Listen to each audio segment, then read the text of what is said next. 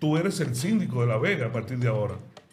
Yo, no, te estoy mandando la ley. No me habían juramentado, pero nosotros seguimos trabajando, como yo digo, en automático. Ok. Y entonces no fue sino hasta el 22 de agosto, unos días después, que la sala capitular, atendiendo lo que le dice la ley, su artículo 64 a 176-07, dice que ante la ausencia de ambos, el secretario general u otro funcionario asumen la alcaldía interina. Bienvenidos a Conexiones Empresariales, un podcast de la Cámara de Comercio La Vega, donde exploramos las dinámicas empresariales y productivas que se implementan en los diversos sectores, ofreciendo experiencias que impulsan el desarrollo comercial, regional y nacional. Bienvenidos a una conexión más de tu podcast Conexiones Empresariales, un podcast de la Cámara de Comercio y Producción de La Vega. Estamos estrenando escenario, también un invitado, pero como siempre me acompaña mi co-host Eduardo Gómez. Bienvenido, Eduardo. Gracias, Luz. Gracias a ustedes que nos ven y aprovechar de una vez a darle la bienvenida a nuestro invitado de hoy, arquitecto, esposo, padre, yo me atrevo a decir que proyectista y municipalista, nuestro amigo Joel Martínez. Bienvenido, Joel. Un placer, Luz Gerardo, un placer, Eduardo. Un gusto y un lujo estar con esta generación joven, contando de lo que soy, un urbanista realmente. Así es, la Cámara de Comercio y Producción de La Vega ha decidido tener este espacio para ¿verdad? Proyectar personas y empresas que de alguna manera u otra impactan en la vida diaria de nuestra provincia. Y en este caso, un dato curioso, tu nombre principal no es Joel. Francisco Joel. ¿Por qué la gente solamente te conoce como Joel Martínez? Debe ser el nombre artístico. Ay, me gusta.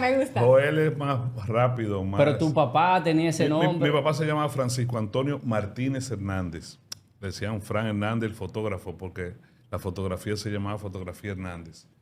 Pero por el Francisco es de mi padre. Quizá por eso hicieron la distinción de Joel. Y Joel es más corto, más afable. Bueno, ya saben, si escuchan por ahí Francisco Martínez, puede ser Joel Martínez. Sí. Joel, y bueno, parto desde la esencia del ser humano. Bueno, mi papá me decía Joel y todo, sí. Pero ¿cómo podríamos definir a Joel Martínez? ¿Cómo te defines como persona? Bueno, yo soy un ser normal, pueblerino.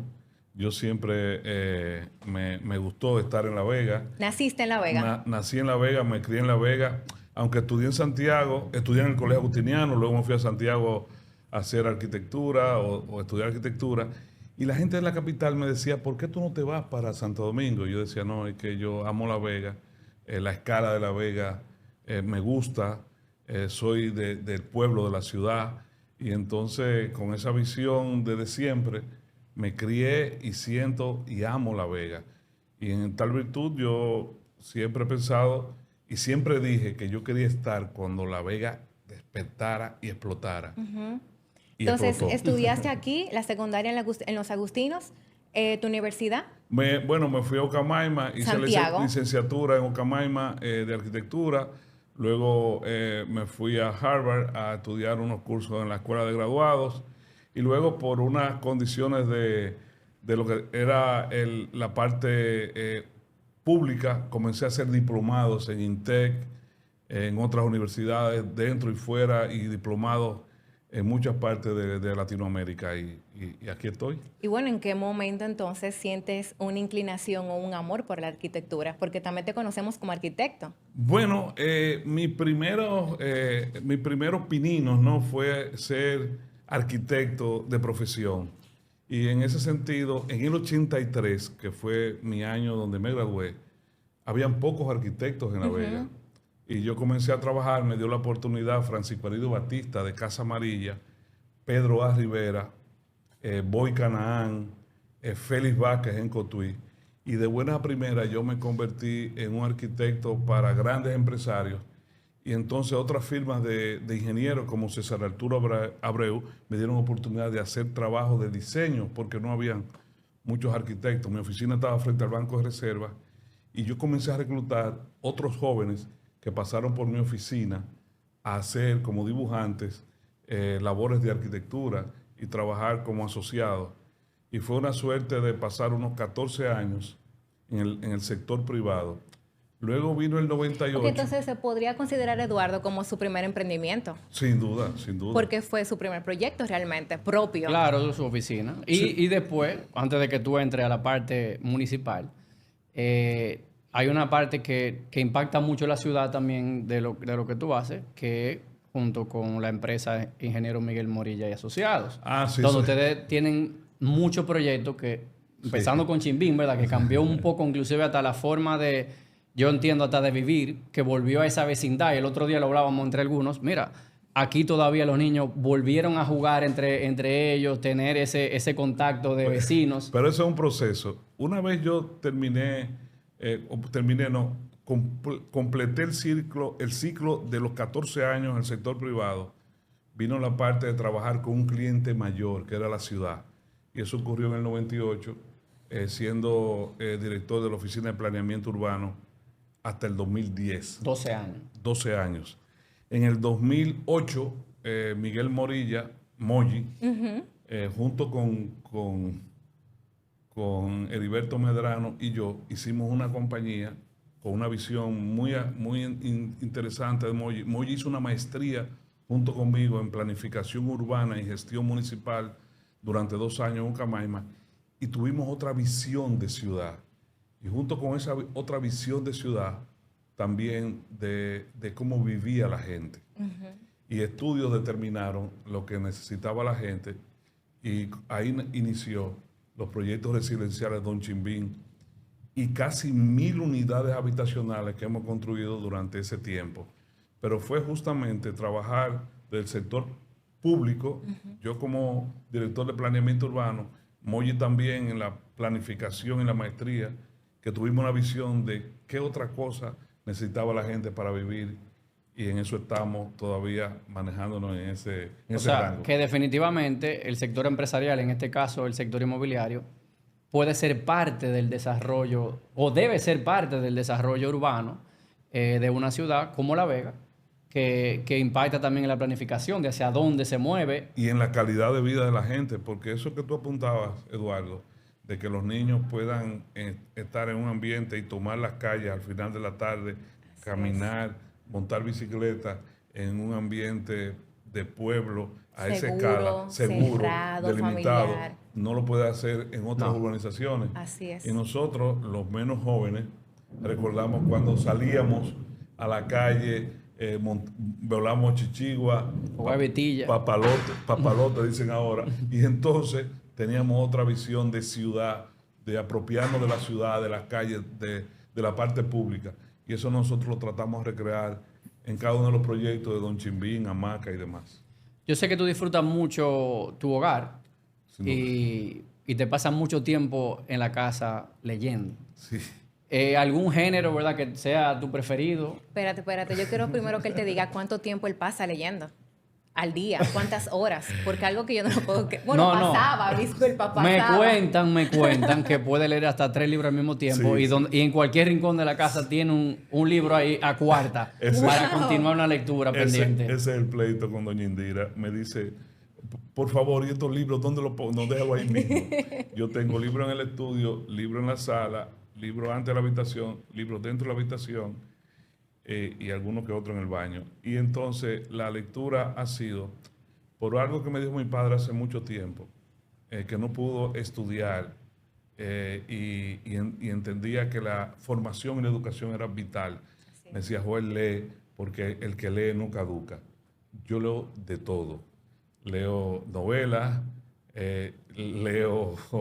ahora llevo 6 libros sobre estoicismo y sobre las reflexiones de Marco Aurelio. Y créanme que eso me ha preparado sin pensarlo para la posición de ahora. Lo recomiendo. Es una filosofía de vida, y eso me ha servido de mucho. Leo sobre todo todo lo que tiene que ver con el ámbito de la economía y la política. Tengo un hijo que está estudiando economía y le escribo y le digo, lee este libro que es interesante. Me dice, no, ya yo me lo leí. Y entonces Mira. no le puedo caer atrás a Juan José. Bueno, pero por lo menos tienen temas, Sí, ¿verdad? sí, Para hablar, discutir. conversar, sí. Entonces, leo de todo. Y eso me ha servido de mucho. De hecho, comparto muchos libros. Ahora en la alcaldía hace un tiempo pongo a disposición una cantidad de libros para que la gente los comparta, porque tú puedes leer, pero si no tienes con qué Sí, compartir claro. esos libros no tiene sentido. Sí. Pero de todo, leo de todo. Es una manía realmente. Bueno, una buena manía. Sí. Ojalá que todos podamos llegar ahí. Como tú tienes una trayectoria larga ya como arquitecto, de todos esos proyectos, desde que tú comenzaste con esos empresarios, ¿verdad? Y hasta hoy, que sé que a nivel privado ya estás un poco, ¿verdad? Muy selectivo con los clientes que le trabajas, pero algún proyecto específico que tú puedas decir que te sentiste orgulloso de poder haberlo diseñado.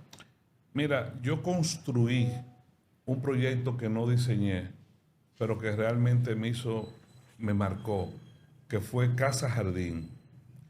Esa Casa Jardín la diseñó el arquitecto Plácido Piña y fue para mí una escuela. Junto con Harry Carbonell, Plácido diseñó una casa en La Vega para Francisco Aridio Batista que se demolió, de hecho. Era una casa bellísima, con una arquitectura bastante particular, que le decían postmodernista. Y la casa tenía muchos sistemas. Y yo recién graduado, tomé esa casa para construirla. Y eso fue una escuela para mí. Entendí que el plano era un documento, entendí las escalas, entendí los materiales, entendí la sensibilidad, entendí la visión de lo que es el concepto de dos arquitectos, tanto Plácido como Harry Carbonell. Que Plácido tiene orígenes veganos también, Sí, ¿no? sí, es vegano, pero radicado en Santo Domingo, trabajó con el maestro Calventi en el Banco Central y luego en el edificio del VHD. Un arquitecto icónico de todo lo que tiene que ver con la arquitectura dominicana. Y eso para mí fue una escuela.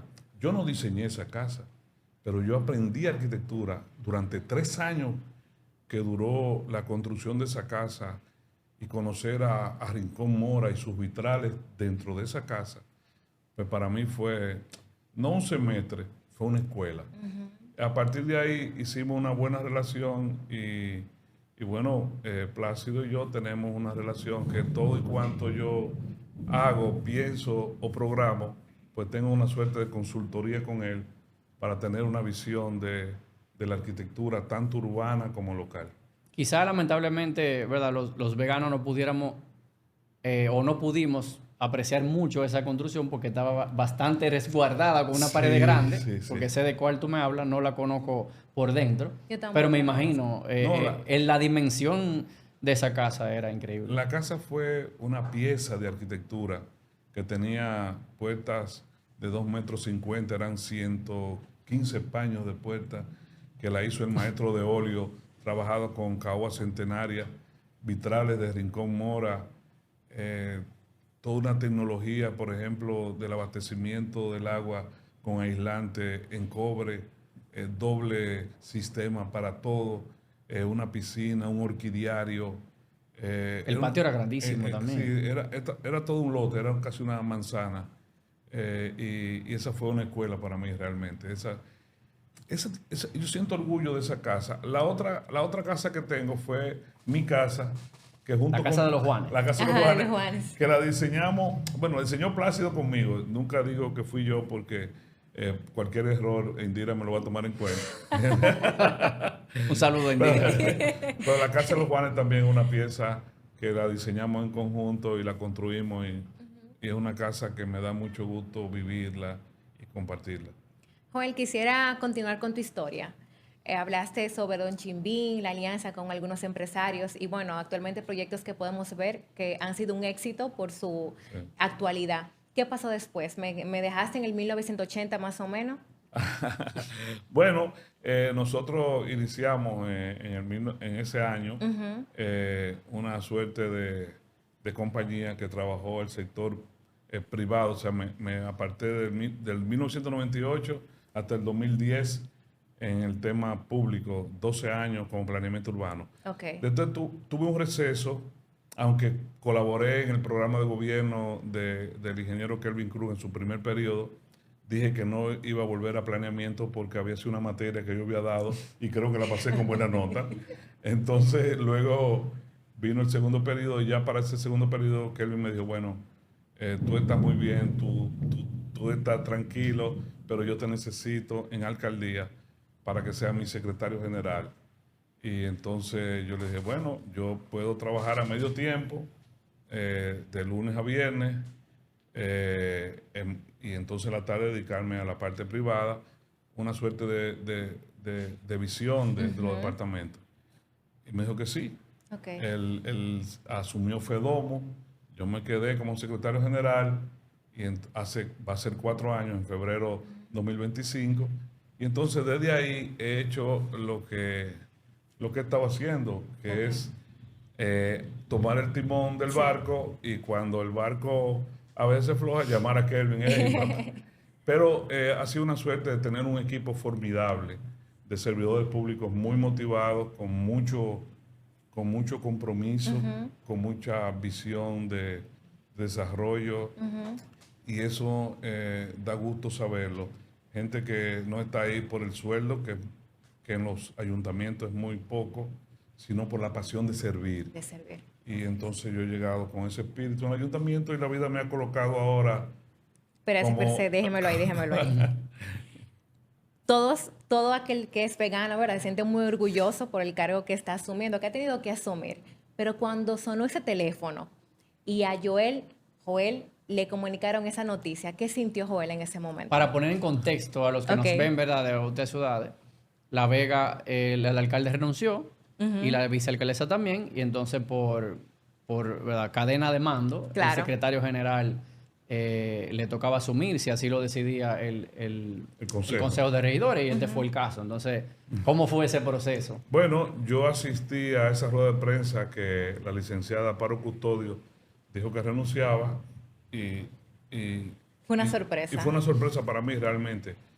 Yo llegué caminando de la biblioteca Guido Espradel a la alcaldía preguntándome, ¿y ahora qué? Y recuerdo que la primera llamada me la hizo Víctor de Asa, que es mi alumno. Yo le di clase de maestría y me dice, profesor, el presidente de la liga, me dijo, Joel, tú eres el síndico de La Vega a partir de ahora. Yo, no, te estoy mandando la ley.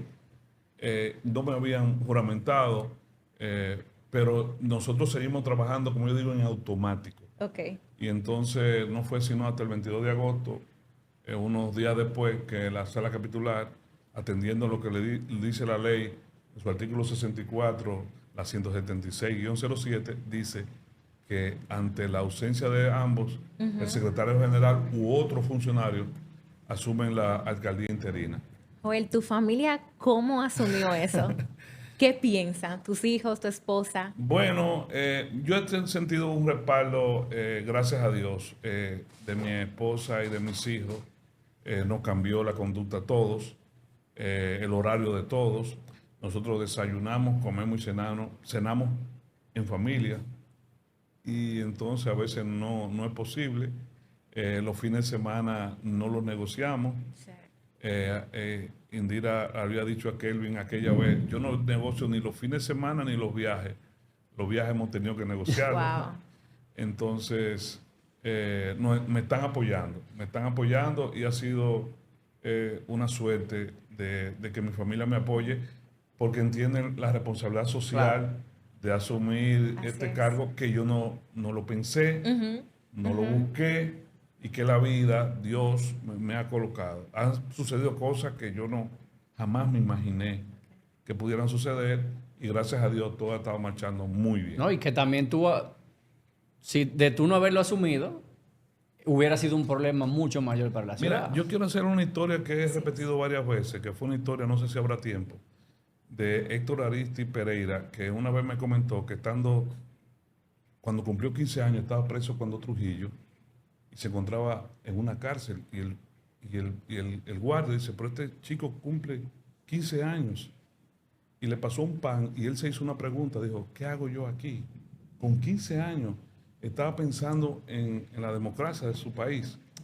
La vida le dio la oportunidad de salir de la cárcel, terminó Trujillo, y de buenas a primeras, en el gobierno del profesor Juan Bosch, él se encontró a 3 pasos de la reina Isabel II, siendo ministro de Relaciones Exteriores, y se hizo la misma pregunta: ¿qué hago yo aquí? Yo me he hecho esa misma pregunta en estos días. Y él me dijo, dependiendo de la posición que el hombre ocupe, no importa cuál, tiene que hacerse esa misma pregunta. ¿Qué hago yo aquí? Y créanme que esa pregunta, que es un tanto existencialista, te pone en una condición de asumir la responsabilidad de saber cómo tú debes responderle a una ciudad, a unos conciudadanos, a unas amistades, a unas familias, y dar la respuesta de qué haces tú ahí. ¿Se le ha realizado esa pregunta ahora actualmente con este nuevo cargo? Hay noches de desvelo que me hago la pregunta que él se hizo, ese muchacho de 15 años, ¿qué hago yo aquí? Y me le he respondido. ¿Y qué se dice, Joel? Servir. Servir. Simplemente. Gracias, Joel. Yo sé que es una pregunta y una respuesta muy genuina y agradecemos por compartirla en ese espacio, realmente. A ustedes. ¿Cómo tú visualizas la ciudad en unos 10 años? El crecimiento, el tipo de construcción, ¿hacia dónde vamos? Mira, cuando yo estuve en Harvard con el maestro Andrés Duane y Elizabeth Plattersider, su esposa, pensábamos que la ciudad era una suerte de un mapa que tú te sentabas y decías, por aquí va, esto es lo que vamos a hacer y demás. Y era una visión de desarrollo un tanto con el gestor de la ciudad.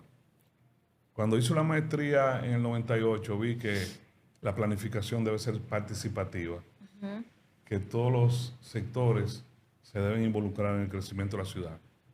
Y ahora, de hace 3 años que estamos trabajando el plan de ordenamiento territorial de una ciudad que tenía una mancha en el 2017 de 17 kilómetros cuadrados y hoy tiene 30 kilómetros cuadrados que demanda servicios.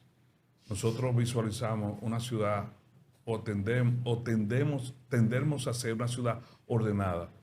Nosotros somos una agrópolis, y eso lo hablaba fuera de cámara. Sí, así es. Y yo quisiera definir esa visión de desarrollo que nosotros visualizamos hace mucho tiempo con lo que es una agrópolis. Y es una visión estratégica que la construimos con muchos actores de la sociedad en el 2006, junto con Rafael Emilio Yunen. Dice que La Vega es un centro articulador del abastecimiento y gestión de la actividad productiva del Valle de la Vega Real, cuyo núcleo urbano es una agrópolis promotora de una gestión ambiental y cultural que crea y sostiene su ciudadanía. Eso es más profundo de ahí.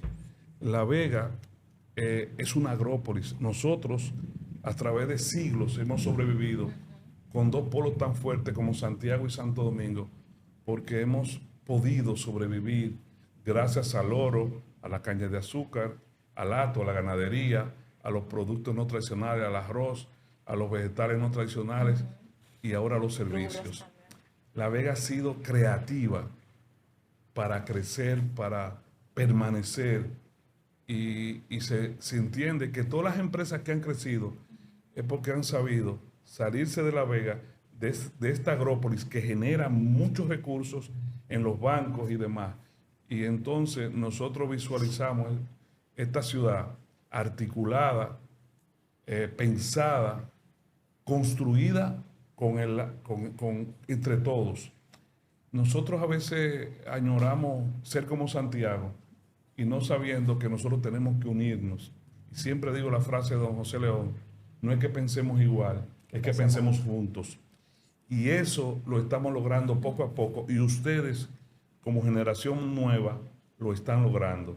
Ustedes se están uniendo, ustedes se están compenetrando, y tenemos que dar juntos esas expectativas para que la ciudad, que pensemos entre todos, se haga realidad. Eduardo, te dijeron joven. Sí. Gracias, sí, ya. Joel, Sí, porque en la otra me mataron. Joel, Una en niña. principio te dije que el tiempo se pasa volando, ¿verdad? Sí. Ya el tiempo se acabó. No lo puedo creer. Pero me lo disfruté. Gracias por aceptar la invitación. A ustedes. Para nosotros, como parte y miembro de la Junta Directiva de la Cámara de Comercio, agradecemos tu tiempo y también que aceptaras la invitación a este espacio. Eduardo, ¿algunas palabras de Sí, cierre? y yo quiero cerrar con esa frase que Joel menciona, que desde que te la escuché la primera vez te la he tomado también.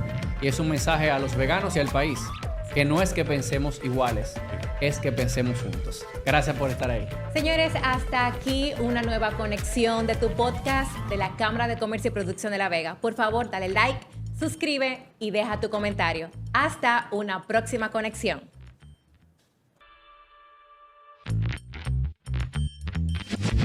Si te gustó nuestro podcast, ayúdanos a difundirlo. El objetivo es compartir perspectivas diversas y expandir horizontes de negocios. Esto es Conexiones Empresariales, el podcast.